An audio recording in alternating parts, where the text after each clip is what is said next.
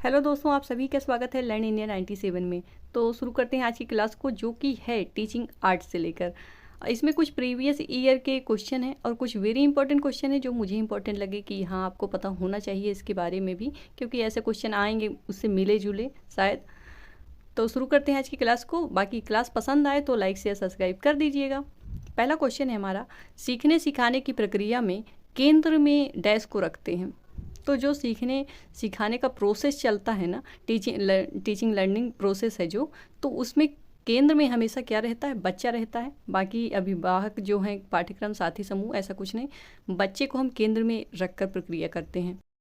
अगला क्वेश्चन है, कक्षा शिक्षण में पाठ प्रस्तावना सोपान है जो सीखने के किस नियम पर आधारित है? तो जो पाठ प्रस्तावना सोपान होता है वो सीखने के नियम, प्रस्ताव जो तत्परता का नियम है इस पर आधारित होता है। सीखने के नियम दिए थे थार्नडाइक ने। तत्परता का नियम कहता है कि मतलब जो सीखने वाला है अगर वो तत्पर है, वो तैयार है सीखने के लिए, तभी सिखाया जा सकता है। तो ये पाठ प्रस्तावना सोपान छात्र कितना तैयार है सीखने के लिए, इस पर निर्भर करता है।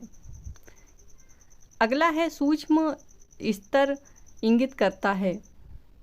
तो ये किसको इंगित करता है? ये इंगित करता है वास्तविक वह कक्षा जहाँ पर शिक्षण अधिगम होता है, उस कक्षा को, उस वातावरण को इंडिकेट कर रहा है। ठीक है, जल्दी से देख लेते हैं अगला क्वेश्चन क्या है। शैक्षिक समाजशास्त्र की परिभाषा में मुख्य रूप से डैश की बात होती है। बात है यहाँ समाजशास्त्र की। तो समाजशास्त्र की परिभाषा में मुख्य रूप से जो बात होती है वो समाज और संस्कृति से जुड़ी हुई होगी, है ना। तो ऑप्शन सी सही हो जाएगा। अगला क्वेश्चन है, कक्षा संचार का स्वरूप डैश होना अनिवार्य है। कैसा होना अनिवार्य है?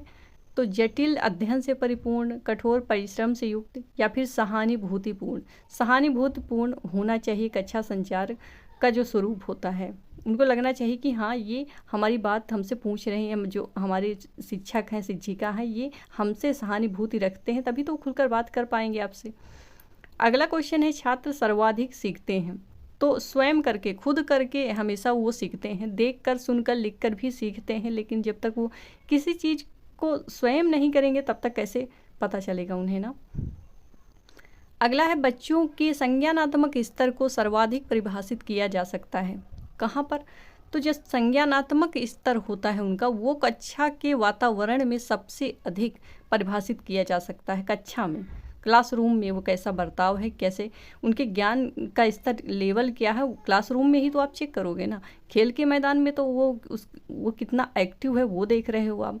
साथी समूह में आप देखोगे कि उसका जो सामाजिक विकास है वो कितना बेहतर है।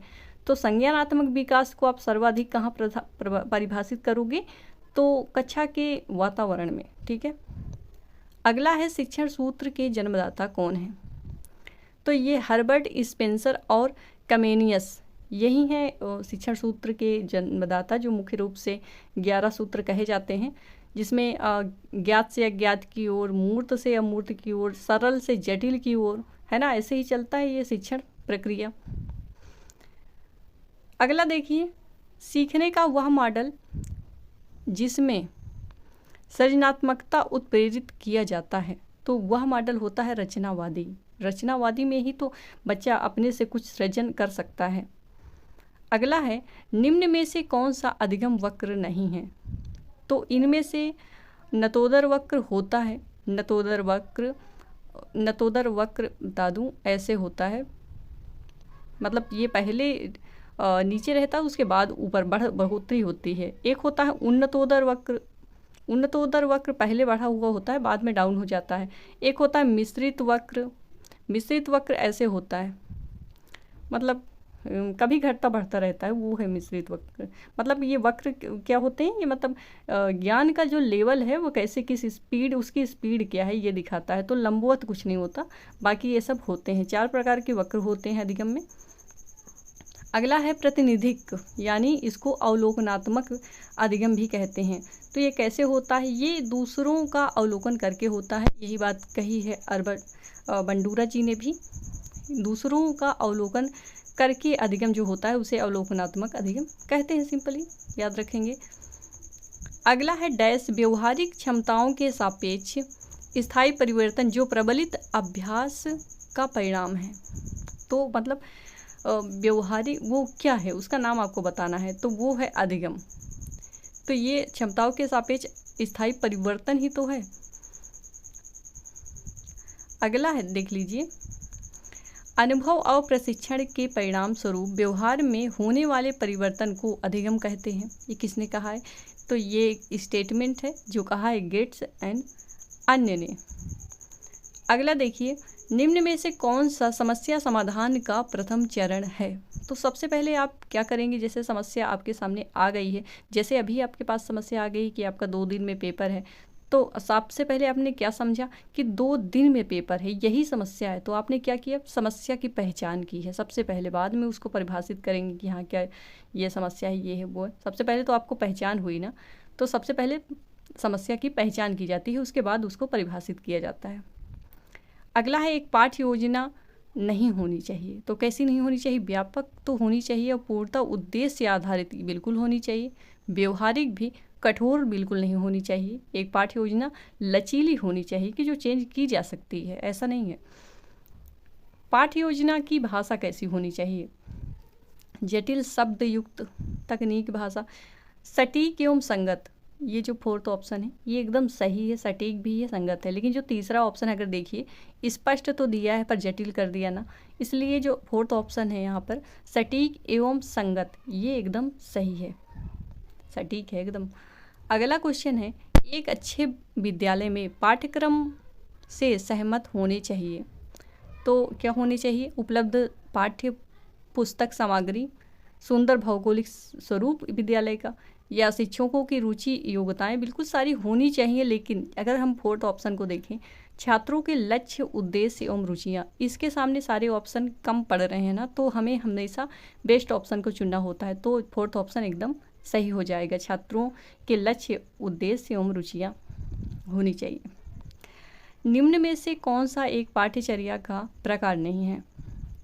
तो पाठ्यचर्या का कौन सा प्रकार नहीं? क्षमता आधारित होता है, विषय सब्जेक्ट से रिलेटेड भी होता है, मूल यानी आंतरिक, छात्र उन्मुख नहीं होता, छात्र उन्मुख पाठ्यचर्या का प्रकार नहीं है।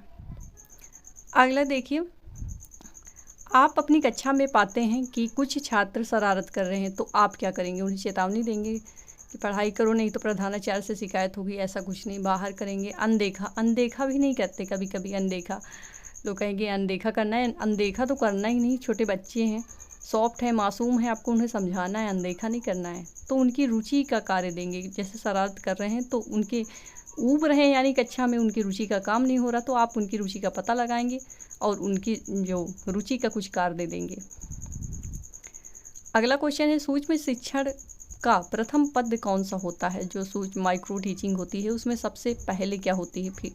प्रतिपुष्टि यानी फीडबैक शिक्षण योजना या प्रस्तावना। तो सबसे पहले हम क्या बनाते हैं? प्लानिंग करते हैं उसकी, तो सबसे पहला पद है योजना। अगला क्वेश्चन है, बच्चे में संकल्पना निर्माण निर्भर करता है। तो जो संकल्पना का निर्माण है वो निर्भर करता है उसकी बुद्धि पर भी, पूर्व अनुभव पर भी और उसके वातावरण पर भी, यानी ये सभी ऑप्शन यहाँ पर सही हैं।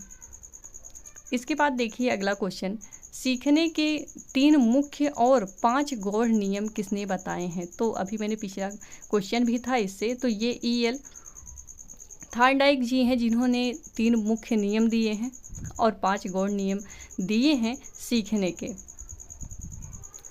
अगला क्वेश्चन है, कक्षा के वातावरण में बहुभाषिकता को आप किस रूप में देखते हैं? क्वेश्चन कहीं से भी आ सकता है, एक दो क्वेश्चन तो इधर उधर से वो देगा ही।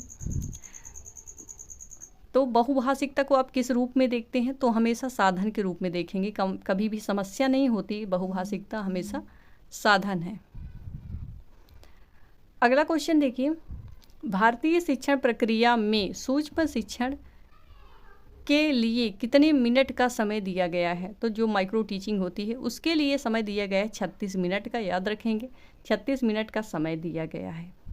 अगला और लास्ट क्वेश्चन है आज का, बालक का विकास परिणाम है। जो बाल विकास होता है वो किसका परिणाम है? ये वंशानुक्रम और वातावरण के अंतःक्रिया का परिणाम होता है। इनसे बाहर कुछ नहीं होता। ना सिर्फ वंशानुक्रम से उसका विकास हो सकता है, ना सिर्फ वातावरण से और समाज के नियमों से तो हो ही नहीं सकता। ये दोनों की अन्योन क्रिया का फलस्वरूप ही बाल विकास होता है। ठीक है, बाकी ये वीडियो अच्छा लगा हो तो लाइक शेयर सब्सक्राइब करना ना भूलिएगा। ओके, मिलती हूँ अगले वीडियो में। तब तक के लिए जय हिंद, जय भारत। अपना ध्यान रखना और पढ़ते रहना। Thank you.